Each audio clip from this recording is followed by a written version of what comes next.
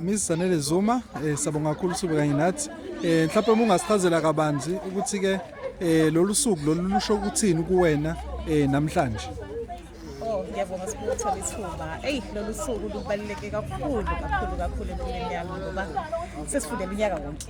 Umuntu kade elangazelele ukuthi lifike leli langa ukuthi umuntu abe yingxenye yomhlangano wezimo. So leli langa namhlanje libaluleke kakhulu angeke futhi mhlawumbe ke kulonyaka lo ufunda kumhlanje wenhliziyo ukuphi mhlawumbe osukufundile mhlawumbe osukubona ukuthi kuyakusiza mhlawumbe ukukhuleni kokholo lwakho.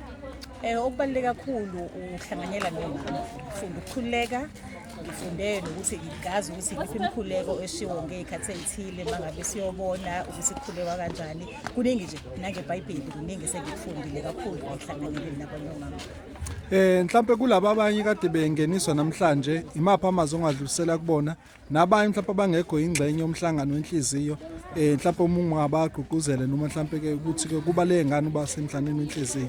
Okay, engakusho nje kulabade esingeniswa nabo ukuthi kubalekile ukuthi sigcine konke esithembise ukuthi sizokwenza ngoba kuningi esikufundile emhlanganweni wenhliziyo ukuthi mangabe senza kanje sizozuza lokho noma ukuthi kubaleke kanjani kangakanani ukuthi ube yilunga lomhlangano wenhliziyo.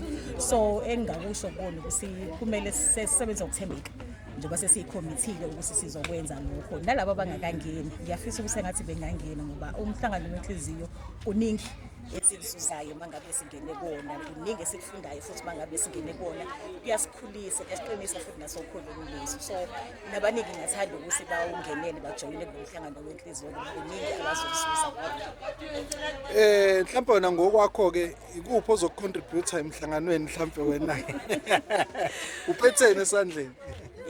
Ngoba ukungena kwami emhlanganweni vele kwakuwukuthi ngizobuyisela kuNkulunkulu ngoba kuningi angenzele khona kodwa ngokusonta nje ngibona ngathi sakwanele.